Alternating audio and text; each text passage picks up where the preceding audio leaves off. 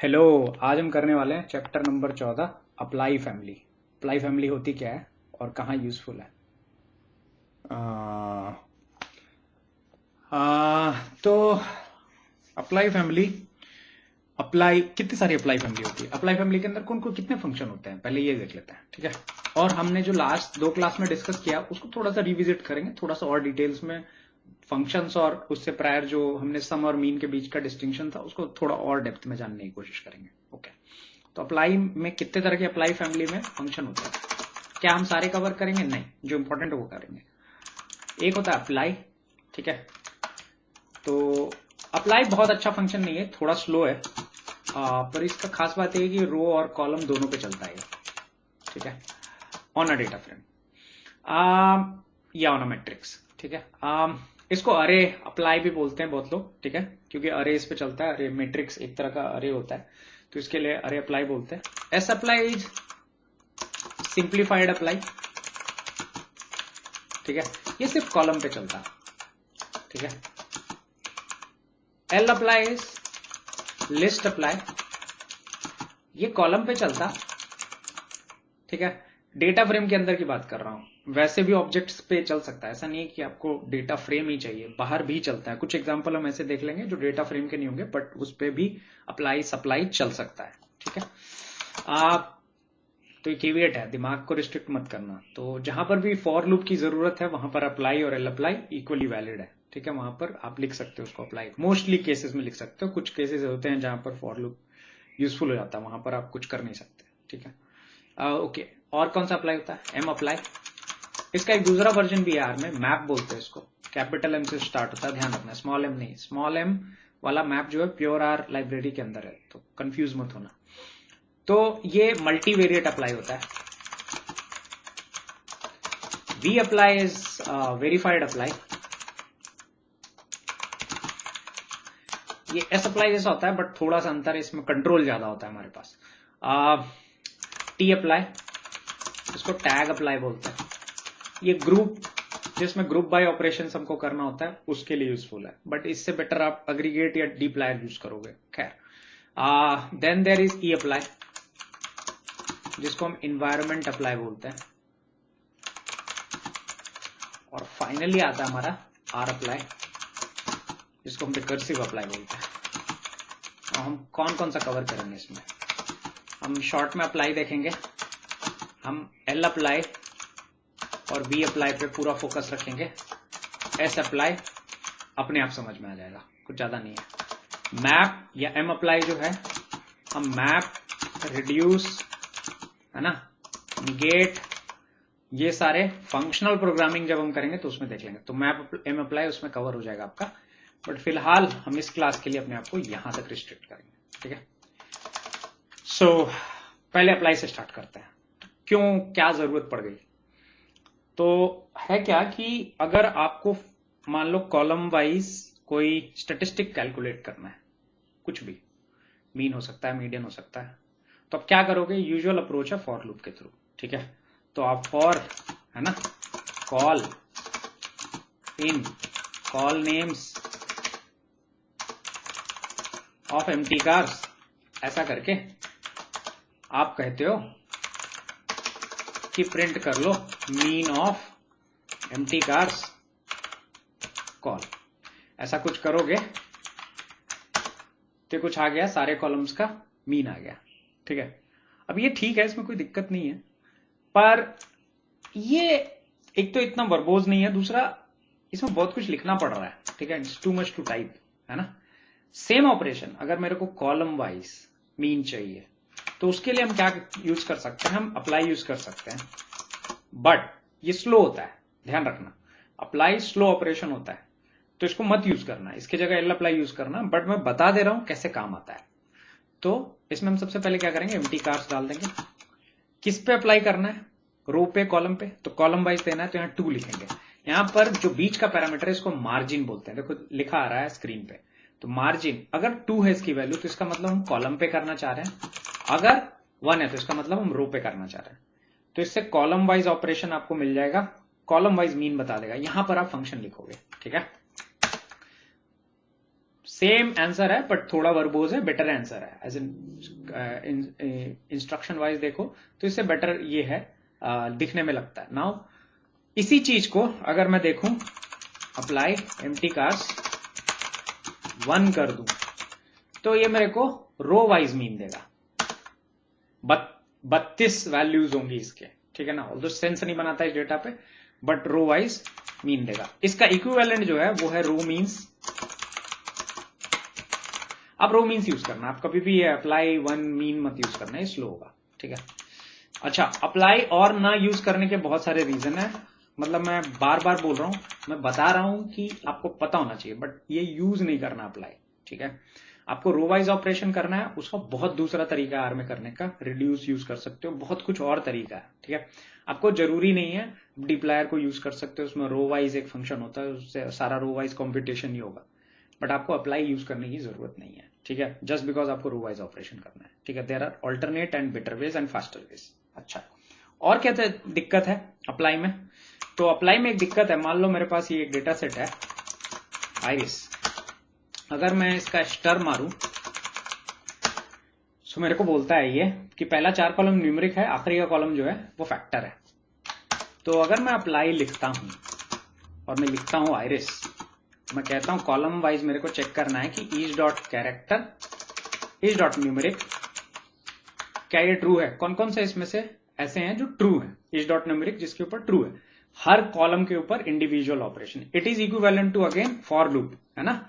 For loop में भी same चीज, यहां पर मैं ऐसा कर सकता था आइरिस, और यहां पर मैं लिख दूं आइरिस, और यहां मैं लिख दूं फंक्शन का नाम ईच डॉट न्यूमेरिक, है ना, ठीक है। तो ये ट्रू ट्रू ट्रू ट्रू और फॉल्स आ रहा है, तो पहला अभी इसको सेम चीज को यहां चलाते हैं और देखते हैं क्या आता है। ये सब फॉल्स आ रहा है। अब ये गलत है, क्लियरली गलत है, right. This you can see कि ये इससे बिल्कुल मैच नहीं करता, और ये ठीक आउटपुट है। तो अप्लाई ऐसा इसलिए कर रहा है क्योंकि क्या हो रहा है, अप्लाई रन होने से पहले हर डेटा को ये मैट्रिक्स में कन्वर्ट कर देता है, ऐसा डॉक्यूमेंटेशन में लिखा हुआ, आप पढ़ सकते हो, ठीक है।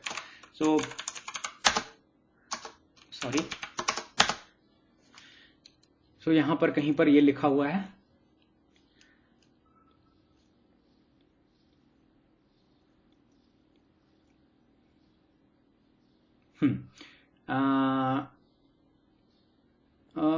कहीं तो ये लिखा हुआ can not have same name में, ओके।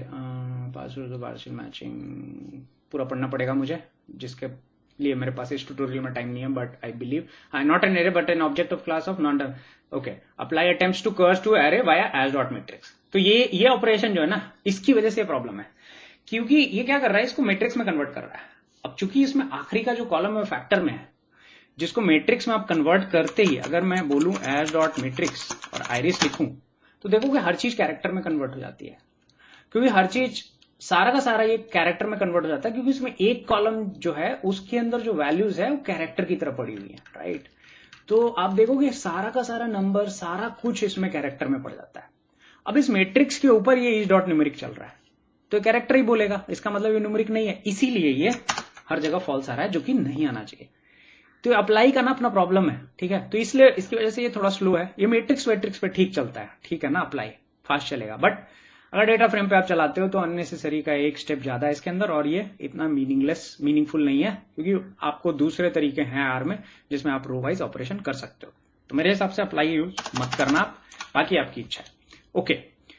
दूसरा फंक्शन जो है एल अप्लाई होता है लिस्ट अप्लाई। यहां पर मैं तुमको एक चीज बोलना चाहूंगा, अगर तुमसे कोई पूछे इन सारे अप्लाई में कौन सा सबसे अच्छा ऐसा अप्लाई है जो सबसे मीनिंगफुल है, तो एल अप्लाई जो है इसका आंसर है। क्योंकि ना इररेस्पेक्टिव, इसको प्योर फंक्शन भी बोलते हैं, क्यों? क्योंकि ना इररेस्पेक्टिव ऑफ योर इनपुट हमेशा ये आउटपुट लिस्ट ही देगा। फॉर एग्जाम्पल यहां पर मैंने एम्प्टी कार्स लिखा और यहां मैंने लेट्स से मीन लिखा, मेरे को हमेशा इसमें 2 ही पैरामीटर होता है, ठीक है।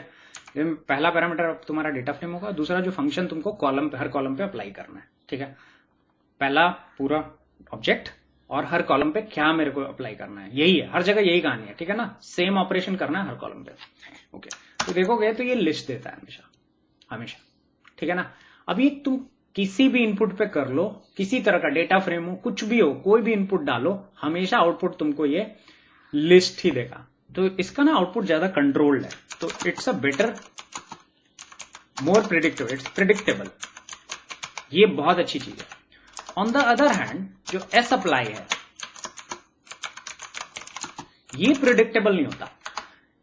इसमें अगर इनपुट डेटा फ्रेम दोगे तो अभी शायद ये वेक्टर दे रहा है, अगर कुछ और दोगे तो ये हो सकता है कुछ और दे दे। कहने का मतलब अगर मैं इसमें लिस्ट दूं,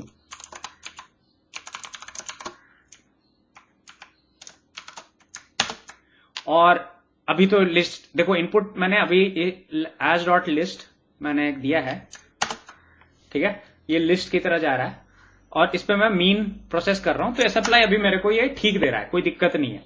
लेकिन ऐसा सिनेरियोज भी होता है कई बार जहां पर इनपुट आपका बहुत ही अलग होता है, कुछ अलग स्ट्रक्चर होता है, पर ये आपको जरूरी नहीं है कि ये वेक्टर फेक है, ठीक है। लेकिन एल अप्लाई जो है हमेशा आपको लिस्ट देगा, ये गारंटी है, तो इसमें गारंटी नहीं होती, ठीक है ना, एस अप्लाई में। तो इसीलिए ये थोड़ा सा ना डाइसी फंक्शन है, अच्छा फंक्शन है, कोई दिक्कत नहीं है, ऐसा नहीं है कि परफॉर्मेंस वाइज खराब है ये, पर इसमें क्या है कि ये प्योर नहीं है एल अप्लाई के जैसा। तो गिवन अ चॉइस हमेशा एल अप्लाई यूज करना। आपको लिस्ट नहीं चाहिए तो अनलिस्ट करके उसको फ्लैट कर सकते हो। फॉर एग्जांपल अगर मेरे को यहाँ लिस्ट नहीं चाहिए, मेरे को पता है कि मेरे को यहाँ पर वेक्टर चाहिए, तो आप एटॉमिक वेक्टर चाहिए, तो अगर आप इसको अनलिस्ट कर दो तो बिल्कुल ये एस अप्लाई ऐसा ही आउटपुट है, ठीक है ना। तो अगर आपको नहीं चाहिए तो आप खुद से अनलिस्ट कर लो उसको, वो दूसरी चीज है, बट पॉइंट ये कि आपको पता होगा कि आपका आउटपुट का डेटा टाइप क्या आने वाला है। यहां पर हमेशा श्योर नहीं होते हम, ठीक है ना। तो ये चीज है एस अप्लाई में, आपको कई बार आप फंसोगे, आप इसको यूज करते रहना, although most of the time आपको वेक्टर मिलेगा, बट इसका जरूरी मतलब नहीं है कि ये प्रिडिक्टेबल है। तो इसीलिए वी अप्लाई बना हुआ है। वी अप्लाई थोड़ा इंटरेस्टिंग है। अब वी अप्लाई का ना एक एग्जाम्पल देने से पहले मैं ना एक फंक्शन बनाऊंगा जिसमें एक दो चीज और हम समझेंगे। एक फंक्शन क्रिएट करते हैं, इसका नाम, अब ये चीज क्या है, ये हमने लास्ट टू लास्ट क्लास में देखा था कि इस इलिप्सिस की वजह से आपका ये मीन जो है सही रिजल्ट नहीं देता, ठीक है। अब ये क्यों सही नहीं देता इसको समझने की कोशिश करते हैं। तो ये इलिप्सिस है, इसका मतलब मैं कुछ और नंबर ऑफ पैरामीटर पास कर सकता हूं, तो आप फंक्शन इस तरह से लिख सकते हो, इसका मतलब कि और नंबर ऑफ पैरामीटर। अब देखो इसको लिख के फायदा क्या है, पहले हम इसको देखते हैं कि इसका फायदा क्या है, और हटा करके भी देखेंगे कि इसका नुकसान क्या है। तो सबसे पहले हम लिखते हैं रिटर्न और हम कहते हैं लिस्ट,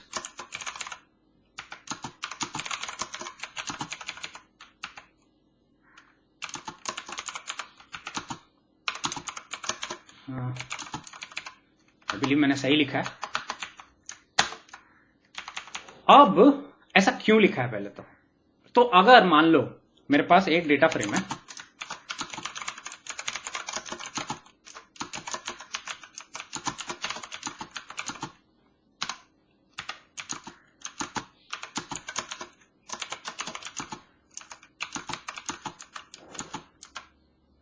ठीक है, मैंने डेटा फ्रेम बना लिया, मेरे को बहुत बढ़िया डेटा फ्रेम लग रहा है, ठीक है।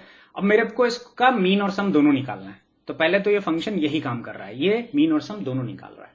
अच्छा, अभी इस पे अगर मैं एल अप्लाई चला दूं तो मेरे को क्या देगा, ये मेरे को मीन और सम दोनों देगा, लेकिन सब एन आएगा। क्यों एन आएगा, क्योंकि इसमें n dot R M true नहीं किया मैंने, ठीक है। तो अब मैं क्या करूंगा, यहां पर कॉमा लिख करके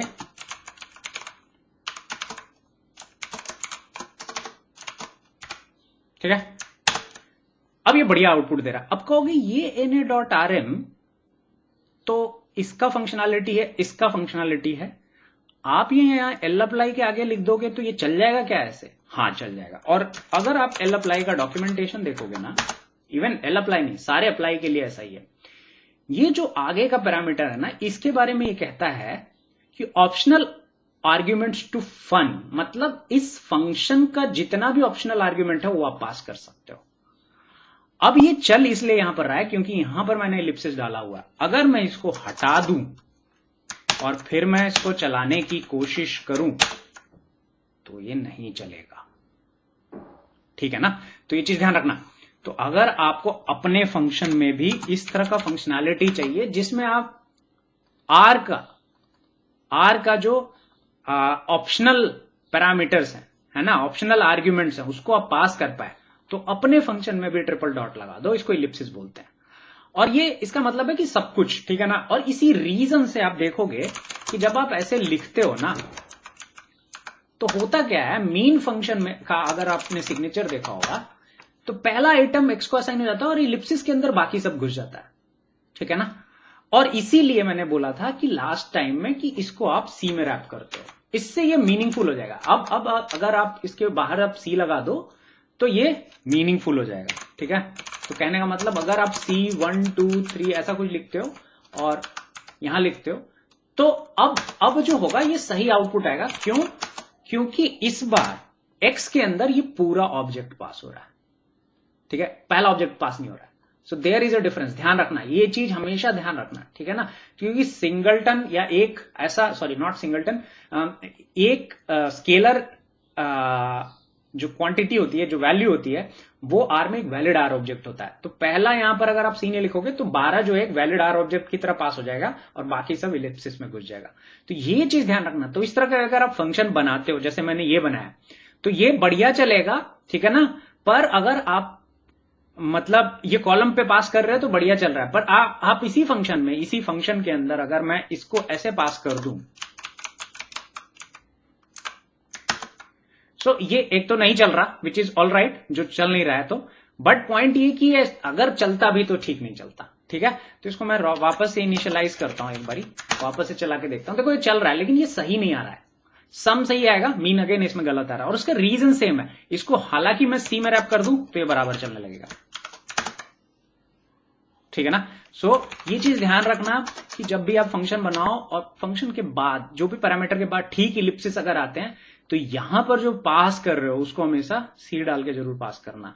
कॉलम्स के केस में दिक्कत नहीं होगा क्योंकि बाय डिफॉल्ट आर को पता है कि ये पूरा का पूरा एक वेक्टर है, तो इसको एज एक एलिमेंट कंसिडर करेगा। तो पास करते वक्त यहां पर आपको कुछ सी वी लिखने की जरूरत नहीं है, ठीक है। ये एक चीज हो गया। दूसरा, ये आई होप ये पॉइंट क्लियर हो गया होगा। अच्छा ये ठीक है, अब इसी पे एस अप्लाई लगाते हैं।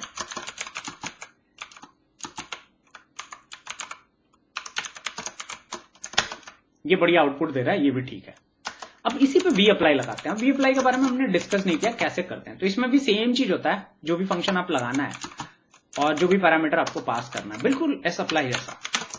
पर इसमें ना एक लास्ट का पैरामीटर जो होता है, फंक्शन के बाद वाला जो इमीडिएट पैरामीटर होता है, वो बहुत मैंडेटरी होता है डालना। वो ये बताता है कि किस तरह का स्ट्रक्चर आप एक्सपेक्ट कर रहे हो, आपका कोई एक्सपेक्टेशन है क्या। अगर वो एक्सपेक्टेशन है तो आप बताओ, ठीक है ना। तो यहां पर आप देखोगे फन डॉट वैल्यू में a generalise vector template for return value, ये आपको बताना पड़ेगा। अगर आप ये नहीं बताते हो ना तो एरर मार देगा। तो मेरे को पता है कि इसका क्या रिटर्न टाइप है, क्या है, ये लिस्ट है। कितने एलिमेंट है इसमें? 2 एलिमेंट है। तो मैं क्या करूंगा, यहां पर चुपचाप यहां लिखूंगा वेक्टर, लिखूंगा लिस्ट, कितने एलिमेंट है? 2, चला दो, बिल्कुल प्रेडिक्टेबल। तो एस अप्लाई से अच्छा है कि आप वी अप्लाई यूज करो, तब जब आपको आउटपुट आपका पता है फंक्शन क्या रिटर्न करने वाला है, तो इट्स अ बेटर वे। अगर यहां पे एम्प्टी छोड़ दोगे तो फंक्शन काम नहीं करेगा। तो वी अप्लाई और एस अप्लाई में यही अंतर है कि आउटपुट जो है यूजर के कंट्रोल में होता है। तो गिवन अ चॉइस आप वी अप्लाई यूज करोगे, गिवन अ चॉइस आप सबसे ऊपर एल अप्लाई को रखोगे। उसके बाद अगर आपको लगता है कि नहीं मेरे को लिस्ट नहीं चाहिए, मेरे को एक न्यूमेरिक या कोई वेक्टर या किसी तरह से चाहिए जो आपका आउटपुट है, तो आपको ये पता होना चाहिए कि आपका फंक्शन का रिटर्न टाइप क्या है। अगर रिटर्न टाइप पता है और कितने ऑब्जेक्ट को रिटर्न कर रहा है, तो आप पहले रिटर्न टाइप डालोगे और फिर उसका ऑब्जेक्ट का काउंट, कितने अंदर काउंट है। यहाँ 2 काउंट है क्योंकि पहला ऑब्जेक्ट मीन है, दूसरा काउंट ऑब्जेक्ट सम है। ये काम एस अप्लाई, वी अप्लाई और ए अप्लाई का है। आई होप ये क्लियर हो गया होगा कि कैसे ये फंक्शन काम करते हैं। और ये इलिप्सिस का भी फंडा समझ में आ गया होगा कि क्यों आर में हर जगह ये इलिप्सिस लिखा रहता है, ठीक है ना। तो डाउट नहीं होना चाहिए। अच्छा, इसमें से जो हमने कवर नहीं किया वो क्या नहीं कवर किया, ये 4 तो हमने कवर कर लिया, ठीक है। इसमें से हमने मैप या एम अप्लाई कवर नहीं किया, तो ये हम बाद की क्लास में करेंगे। और मैप का एक जो मैं पहलू बता देता हूं, जैसे यहां पर आप हर जगह देखोगे हम एक ही पैरामीटर पास कर रहे हैं, ठीक है। मतलब एक ही फंक्शन में एक ही पैरामीटर है, मतलब यहां 2 पास किए हैं, but this is an optional argument. तो मैप बेसिकली मल्टीवेरिएट का मतलब है कि आप एक से ज्यादा पैरामीटर पास कर सकते हो, यही खास बात होती है मैप की। तो मैप या एम अप्लाई इसलिए ही फेमस है, ठीक है। आप और भी एग्जांपल चेक कर सकते हो अपने एंड पे और उसको देख सकते हो, उसको समझने की कोशिश कर सकते हो कि कैसे L apply, V apply, S apply काम करता है। तो आई होप ये पॉइंट क्लियर हो गया होगा, ठीक है। हम कुछ और एग्जाम्पल्स देखेंगे नेक्स्ट क्लास में एंड हम उसको L apply, V apply, M apply जो भी है, एस अप्लाई, उससे हम सॉल्व करने की कोशिश करेंगे रादर देन फॉर लूप, ठीक है। सो तब तक के लिए अलविदा, बाय, हैव फन, एंजॉय और अपना अपना ध्यान रखिए। जय हिंद।